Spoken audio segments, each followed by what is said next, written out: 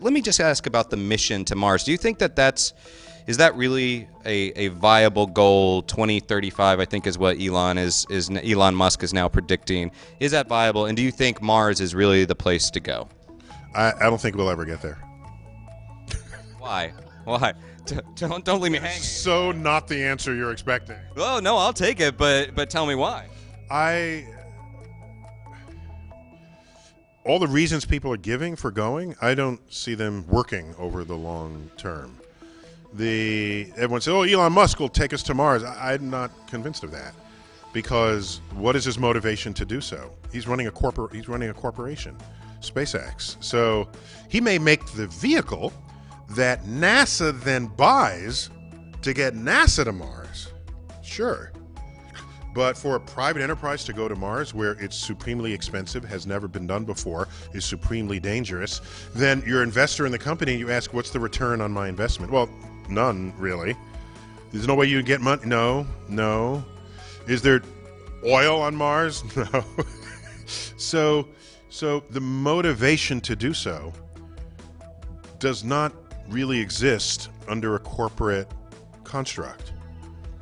If you look at the history of exploration, out of the box, it's been countries who do it, who have far longer term goals to set than do corporations that have to honor their quarterly and annual reports. So what SpaceX is pioneering is the reduction in the cost of access to space. That's a good thing. Everybody has always wanted that. So,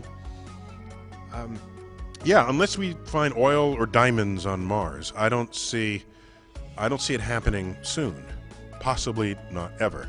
Now, I think I have a way to get us to Mars, but I can't browbeat people about it. If we go to Mars as a nation and we make a big splash about it, well, what does it take to go to Mars? I need the best biologists, because maybe we're looking for life. I need the best electrical engineers, mechanical engineers, aerospace engineers. I need the best geologists, because we're going to be pouring over the soils of Mars. I need the astrophysicists, the physicists, the orbital dynamicists. There'll be a call for the best and the brightest that society has to offer. And then headlines will be made weekly, monthly, if not weekly. New patents awarded to accomplish the sending of humans to Mars to live for any length of time. And everyone then becomes a participant on the frontier of exploration. So when I think of this, I think of the force that going to Mars, or the exploration of space, it's a force operating on our ambitions as a species, certainly as a culture. And so, why today do you have to have a congressional program to attract people to science? The STEM fields. It's getting funding to support it so that we can get more people interested. Did we need that back in the 60s when we were going to the moon? No, people were climbing over one another to learn science and engineering. Teachers, that was the thing people were doing. What the space program did was turn a sleepy country into an innovation nation. And that's the power of space exploration. And if you do that, you will drive the health of your economy for centuries to come. And then it's a money proposition. Then it's not, let's go to Mars because it's fun, which is why I'd want to do it. Let's go to Mars because it's in our DNA. You can say that, but then never wrote the check.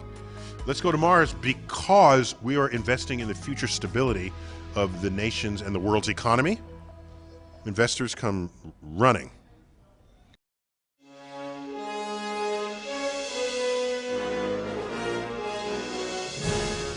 When you listen to this script, even with the involvement